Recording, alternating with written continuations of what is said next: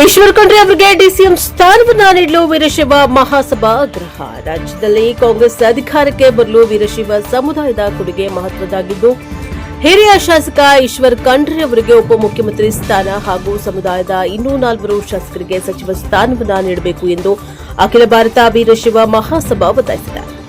ನಗರದಲ್ಲಿ ಸುದ್ದಿಗೋಷ್ಠಿಯಲ್ಲಿ ಮಾತನಾಡಿದ ಮಹಾಸಭಾದ ಜಿಲ್ಲಾಧ್ಯಕ್ಷ ಮಹೇಶ ಬಸವಪುರ, ರಾಜ್ಯದಲ್ಲಿ 30ಕ್ಕೂ ಹೆಚ್ಚು ವೀರಶೈವ ಸಮಾಜದ ಶಾಸಕರು ಆಯ್ಕೆಯಾಗಿದ್ದು, ಹಿರಿಯ ನಾಯಕ ಈಶ್ವರ್ ಖಂಡ್ರೆ ಅವರಿಗೆ ಡಿಸಿಎಂ ಸ್ಥಾನವನ್ನ ನೀಡುವ ಮೂಲಕ ಸಮುದಾಯಕ್ಕೆ ಸೂಕ್ತ ಪ್ರಾತಿನಿಧ್ಯ ಕಲ್ಪಿಸಬೇಕು ಎಂದು ಆಗ್ರಹಿಸಿದ್ದಾರೆ. ಈಶ್ವರ್ ಖಂಡ್ರೆ ಅವರು ಕಳಂಕರಹಿತ ರಾಜಕಾರಣಿ ಹಾಗೂ ಅನುಭವಿ ಆಡಳಿತಗಾರರಾಗಿದ್ದು, ಎಲ್ಲಾ ಸಮುದಾಯಗಳನ್ನ ವಿಶ್ವಾಸಕ್ಕೆ ತೆಗೆದುಕೊಂಡು ಸಾಗುವ ನಾಯಕತ್ವವನ್ನು ಹೊಂದಿದ್ದಾರೆ.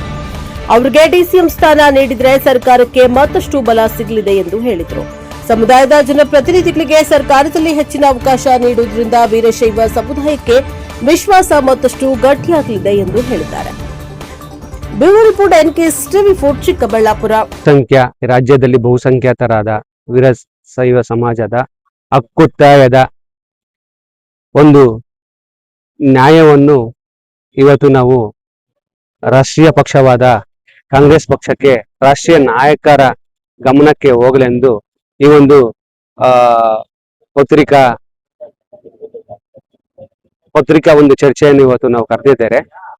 ವೀರಶೈವ ಲಿಂಗಾಯತ ಸಮಾಜವು ಈ ರಾಜ್ಯಾದ್ಯಂತ ಏನು ಆದಿಕಾಲದಿಂದನೂ ಶಿಕ್ಷಣ, ದಾಸೋಹ ಮತ್ತು ಅದರ ಜೊತೆಗೆ ರಾಜಕೀಯದಲ್ಲಿ ಒಂದು ಪ್ರಮುಖ ಪಾತ್ರವನ್ನು ವಹಿಸಿ ರಾಜ್ಯದ ಒಂದು ರಾಜಕೀಯ ಒಂದು ಪದವಿ ಬರಬೇಕಾದ್ರೆ ನಮ್ಮ ಸಮಾಜದ ಒಂದು ಅಪಾರವಾದ ಒಂದು ಶಕ್ತಿ ಬೆಂಬಲದಿಂದ ಈ ಅಧಿಕಾರಕ್ಕೆ ಬಂದಿದೆ. ಇವತ್ತು ನಾವು ಈ ಚರ್ಚಾ ವಿಷಯವನ್ನು ನಿಮ್ಮ ಮುಂದೆ ಏನಕ್ಕೆ ತಂದಿದ್ದೀರ ಅಂದ್ರೆ, ಇವತ್ತು ನಮ್ದು ಈ ಕಾಂಗ್ರೆಸ್ ಪಕ್ಷಕ್ಕೆ ಅಖಂಡವಾದ ಬೆಂಬಲವನ್ನು ಕೊಟ್ಟು ಇವತ್ತು 36 ಶಾಸಕರನ್ನು ನಾವು ಕಾಂಗ್ರೆಸ್ ಪಕ್ಷಕ್ಕೆ ಕಳಿಸಿದ್ದೇವೆ. ಯಾವುದೇ ಪಕ್ಷಕ್ಕೆ ಬೆಂಬಲವನ್ನು ಸೂಚಿಸದೆ ಈ ವರ್ಷ ಈ ಕಳೆದ ಚುನಾವಣೆಯಲ್ಲಿ ಕಾಂಗ್ರೆಸ್ ಪಕ್ಷಕ್ಕೆ ಅಖಂಡವಾದ ಬೆಂಬಲವನ್ನು ಕೊಟ್ಟಿದ್ದೇವೆ. ಈ ಒಂದು ಹಕ್ಕನ್ನು ನಾವು ಪಡೆಯಲಿಕ್ಕೋಸ್ಕರನೇ ನಮ್ಮ ಸಮಾಜ, ಬಹುದೊಡ್ಡ ಸಮಾಜಕ್ಕೋಸ್ಕರನೇ ನಮ್ಮ ರಾಷ್ಟ್ರೀಯ ಅಧ್ಯಕ್ಷರಾದ ಈಶ್ವರ್ ಖಂಡ್ರೆ ಅವರಿಗೆ ಉಪಮುಖ್ಯಮಂತ್ರಿ ಸ್ಥಾನವನ್ನು ಕೊಡಬೇಕೆಂದು ಈ ಬೇಡಿಕೆಯನ್ನು ಇಟ್ಟಿರ್ತಿದ್ದಾರೆ. ಈಶ್ವರ್ ಖಂಡ್ರೆ ಅವರು ಸಹ ಅನೇಕ ದಶಕಗಳಿಂದ ಈ ಕಾಂಗ್ರೆಸ್ ಪಕ್ಷಕ್ಕೆ ನಿಷ್ಠೆಯಿಂದ ಕಳಂಕರಹಿತ ಅನೇಕ ಸಾಮಾಜಿಕ ಕಾರ್ಯಗಳು, ಯಾವುದೇ ಒಂದು ಸಮಾಜಕ್ಕೆ ನೋವು ಮಾಡದೆ ಇದುವರೆಗೂ ಕಾಂಗ್ರೆಸ್ಗೆ ಶಿಸ್ತಿನ ಸಿಪಾಯಿ ತರ ನಡೆದುಕೊಂಡು ಬಂದಿದ್ದಾರೆ. ಅವರಿಗೆ ಈ ಒಂದು ಪದವಿ ಕೊಟ್ಟು ಹಾಗೂ ಇದರ ಜೊತೆಗೆ ಇನ್ನ 3-4 ಸಚಿವ ಸಂಪುಟ ದರ್ಜೆಯ ಪದವಿಯನ್ನು ಕೊಡಬೇಕೆಂದು ತಮ್ಮಲ್ಲಿ ಈ ಮುಖಾಂತರ ವಿನಂತಿಸಿಕೊಳ್ತಿದ್ದಾರೆ. ರಾಷ್ಟ್ರೀಯ ಕಾಂಗ್ರೆಸ್ನ ಅಧ್ಯಕ್ಷರುಗಳು, ನಮ್ಮ ರಾಜ್ಯದ ಪ್ರಮುಖ ಕೆಪಿಸಿಸಿ ಅಧ್ಯಕ್ಷರು ಹಾಗೂ ಮುಂಬರುವ ಮುಖ್ಯಮಂತ್ರಿಗಳಿಗೆ ಈ ಮನವಿಯನ್ನು ತಮ್ಮ ಮುಖಾಂತರ ತಲುಪಿಸುತ್ತಿದ್ದೇನೆ. ಆಗ್ಲಿಲ್ಲ ಅಂದ್ರೆ ಮುಂದೆ ನಡೆ ಹೇಗಿದೆ ನಿಮ್ದು? ಸರ್, ಮುಂದೆ ಆಗಿಲ್ಲ ಅನ್ನೋ ಒಂದು ಈ ನೆಗೆಟಿವ್ನೆಸ್ ನಮ್ಮ ತಾಟಲ್ಲಿ ಇಲ್ಲ. ಯಾಕಂದ್ರೆ ಈಗ ಆಲ್ರೆಡಿ ಕಾಂಗ್ರೆಸ್ ಪಕ್ಷಕ್ಕೆ ಗೊತ್ತಿದೆ 36 ಶಾಸಕರ ಬೆಂಬಲವಿದೆ. ಮುಂದೆ ಈಗ ನಾವು ಅವ್ರಿಗೆ ಅಖಂಡವಾದ ಒಂದು ಬೆಂಬಲ ತೋರಿಸಿದ್ದೇವೆ.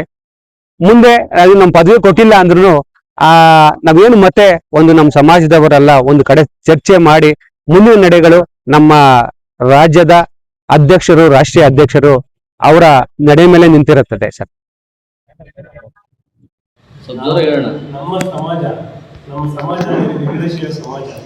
ವೀರಶೈವ ಸಮಾಜ ಸುಮಾರು ವೀರೇಂದ್ರ ಪಾಟೀಲ್ ತದನಂತರ ಬಂದಂಥ ಕಾಂಗ್ರೆಸ್ ಸರ್ಕಾರ ಯಾವುದೇ ವೀರಶೈವ ನಾಯಕರಿಗೆ ಉನ್ನತ ಸ್ಥಾನ ನೀಡಿಲ್ಲ.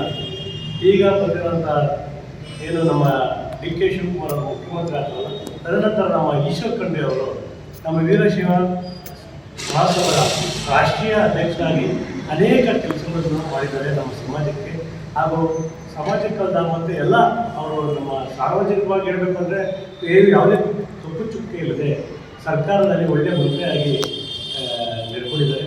ಹಾಗೂ ಅವರ ತಂದೆಯವರು ಸಹ ನಮ್ಮ ಸಮಾಜಕ್ಕೆ ಅನೇಕ ಕೆಲಸಗಳು ಮಾಡಿದ್ದಾರೆ.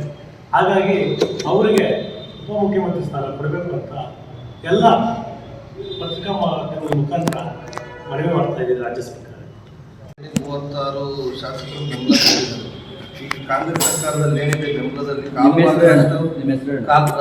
ರಾಜಣ್ಣ ಅಂತೇಳಿ ರಾಜ್ಯ ಯುವ ಘಟಕದ ನಿರ್ದೇಶಕರು ಇವತ್ತು ಏನಿದೆ ಕಾಂಗ್ರೆಸ್ ಸರ್ಕಾರ ಬಹುಮತ ಇದೆ, ಅದರಲ್ಲಿ ಕಾಲು ಭಾಗದಷ್ಟು ಶಾಸಕರು ನಾವೇ ಹೊಂದಿದ್ವಿ. ಹಾಗಾಗಿ ಈಶ್ವರ್ ಖಂಡ್ರೆ ಅವರಿಗೆ ಈ ನಮ್ಮ ರಾಜ್ಯದಲ್ಲಿ ನಮ್ಮ ಜನಾಂಗದ ಸಂಘಟನೆಗೆ ಚುರುಕಾಗಿದ್ದಾರೆ. ಹಾಗಾಗಿ ಮೊನ್ನೆ ಸಮೇತ ಇವರು ಶಾಮೂರು ಶಿವಶಂಕರಪ್ಪ ಅವರು ತಿಳ್ಕೊಂಡ ಮೇಲೆ ಅವ್ರನ್ನ ರಾಷ್ಟ್ರೀಯ ಅಧ್ಯಕ್ಷರಾಗಿ ನಮ್ಮ ಸಮುದಾಯ ಆಯ್ಕೆ ಮಾಡಿದೆ. ಹಾಗಾಗಿ ಈ ಪತ್ರಿಕೆ ಮುಖಾಂತರ ಕೇಳ್ಕೊಂತಿದ್ದೀವಿ ಏನಂದರೆ ಉಪಮುಖ್ಯಮಂತ್ರಿ ಸ್ಥಾನವನ್ನು ಖಂಡಿತವಾಗಿಯೂ ಕೊಡಬೇಕು ಅಂತೇಳಿ ಮನವಿ ಮಾಡಿದ್ದೀವಿ.